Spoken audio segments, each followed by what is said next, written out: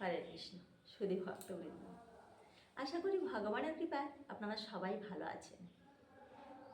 সামনে দোল পূর্ণিমা, গৌর পূর্ণিমা বা হোলি উৎসব।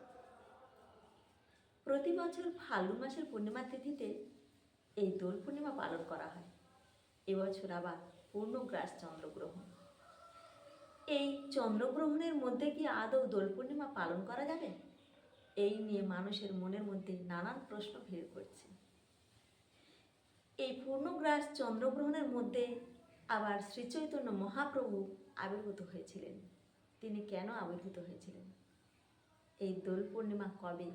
৩রা মার্চ নাকি ৪ঠা মার্চ? পঞ্জিকা অনুসারে পূর্ণিমা তিথি কখন শুরু হচ্ছে, কখন শেষ হচ্ছে? চন্দ্রগ্রহণ কখন লাগছে, কখন ছাড়ছে? কোনো অশুভ প্রভাব পড়বে কি না? দোলের দিন গায়ে রং মাখা যাবে কি না? সত্যনারায়ণ পূজা কখন? গঙ্গা স্নান কখন? এই সমস্ত প্রশ্নের উত্তর জানব আজকের ভিডিওতে। পুরো ভিডিওটা দেখার অনুরোধ রইল। অত্যন্ত মহিমান্বিত এই পূর্ণিমা তিথি, ফাল্গুনে পূর্ণিমা তিথি, গৌর পূর্ণিমা। কারণ ভগবান শ্রীকৃষ্ণ শ্রীমতী রাধারানীর ভাবকান্তি অঙ্গীকার করে কলিযুগের যুগধর্ম হরিনাম সংকীর্তন সহযোগে নদিয়ার নবদ্বীপে সচিমাতা ও জগন্নাথ মিশ্রের পুত্ররূপে আবির্ভূত হয়েছিলেন। এই মহাপ্রভু কথার অর্থ হল মহান বা সর্বোত্তম। যুগে যুগে বহু অবতার ও আচার্যগণ এই পৃথিবীতে অবতীর্ণ হয়েছিলেন, কিন্তু তাদের মধ্যে কেউ এই চৈতন্য মহাপ্রভুর মতো ভগবৎ প্রেম বিতরণ করেননি। তিনি আমাদের ভগবৎ প্রেম বিতরণ করেছিলেন। এই কলিহত জীবকে উদ্ধার করার জন্য পূর্ণিমা তিথিতে সন্ধ্যাকালে সিংহ রাশিতে সিংহ লগ্নে নদিয়ার নবদ্বীপে সচিমাতা ও জগন্নাথ মিশ্রের পুত্ররূপে আবির্ভূত হয়েছিলেন।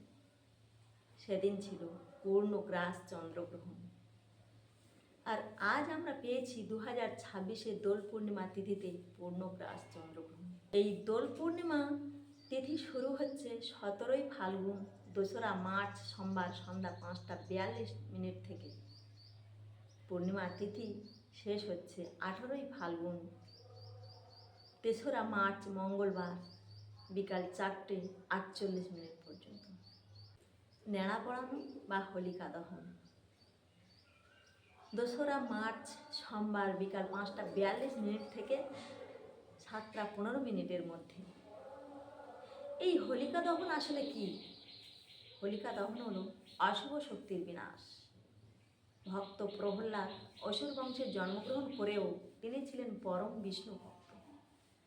বারবার চেষ্টা করেও যখন তাকে বধ করা যাচ্ছিল না, তখন হিরণ্যকশিপুর বোন হোলিকা সংকল্প নেয় যে প্রহ্লাদকে কোলে নিয়ে আগুনের মধ্যে প্রবেশ করবে। যেহেতু হোলিকা বর পেয়েছিল যে আগুন তার কোনো ক্ষতি করতে পারবে না, কিন্তু শক্তির অপব্যবহারের ফলে যখন হোলিকা ভক্ত প্রহ্লাদকে নিয়ে আগুনের মধ্যে প্রবেশ করল, তখন ভগবান বিষ্ণুর কৃপায় ভক্ত প্রহ্লাদ অগ্নিকুণ্ড থেকে অক্ষত অবস্থায় বেরিয়ে এলেন, কিন্তু হোলিকা নিঃশেষ হয়ে যায়। তখন থেকেই হোলির উৎপত্তি। অন্যদিকে এই বসন্ত পূর্ণিমার দিনে ভগবান শ্রীকৃষ্ণ কেশী ও অরিষ্ঠাসুর নামে এক অসুরকে বধ করেছিলেন। অন্যায়কারী অত্যাচারকারী এই অসুরকে বধ করে সবাই মহা আনন্দে মেতে উঠেছিলেন। এই অন্যায় শক্তি ধ্বংসের মহা আনন্দে পরিণত হয়।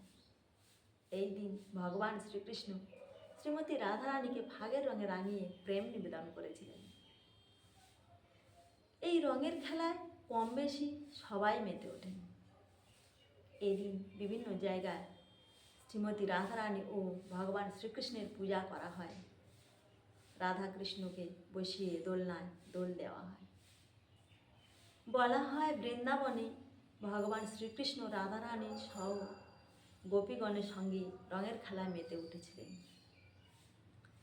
এই ৩রা মার্চ সকাল থেকে সন্ধ্যা পর্যন্ত উপবাস থেকে পূজা করে, রাধাকৃষ্ণের পূজা অর্চনা করে সন্ধ্যার সময় অনুকল্প প্রসাদ, একাদশীর প্রসাদ, সবজি সেদ্ধ, ফলমূল ইত্যাদি গ্রহণ করতে পারেন।